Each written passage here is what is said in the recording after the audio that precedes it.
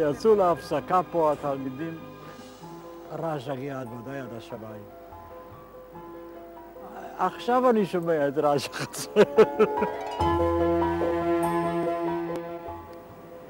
אוי, לחשוב שלא אהבתי ללכת לבית הספר. מי אוהב? חלמתי להיות רב.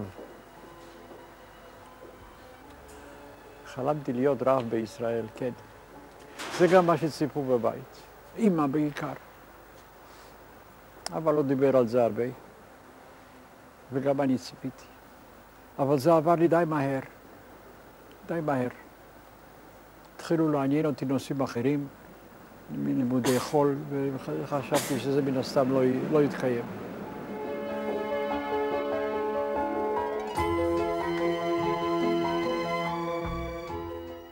בכיתה האחרונה שלמדתי בה היו כ-40 תלמידים. כמה חזרו?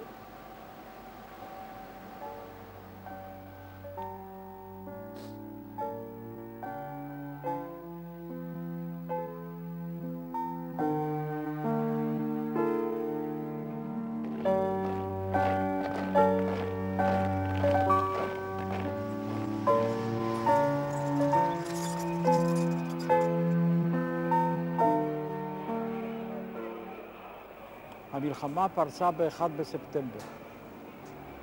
הגרמנים נכנסו רק כעבור 9 ימים.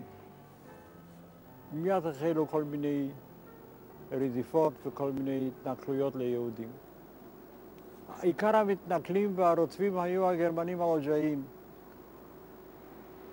הם הדריכו את החיילים הגרמנים מה לעשות ואיפה יש יהודים ואיפה להציק להם.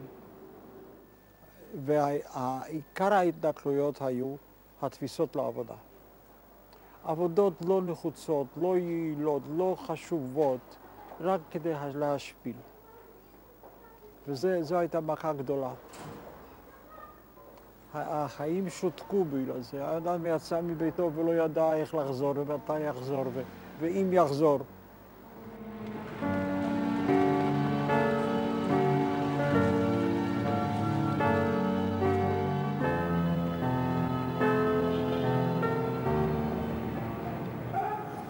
הגרמנים ערכו חיפושים בבתי היהודים.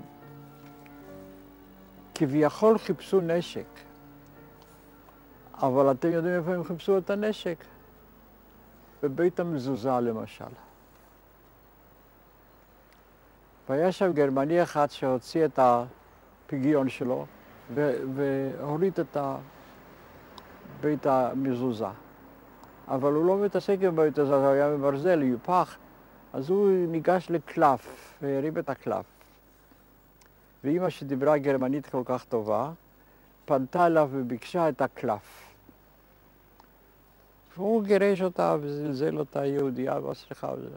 והיא הלכה אחריו בחדר המדרגות כשהוא ירד והתחננה לפניו שייתן לה את הקלף.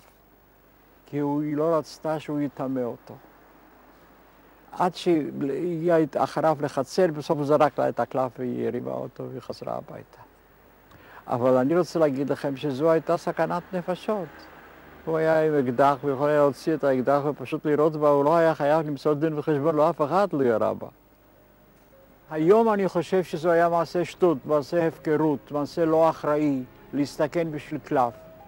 אבל אז שהייתי גם כן ילד דתי, חשבתי שאמא עושה מעשה של קידוש השם.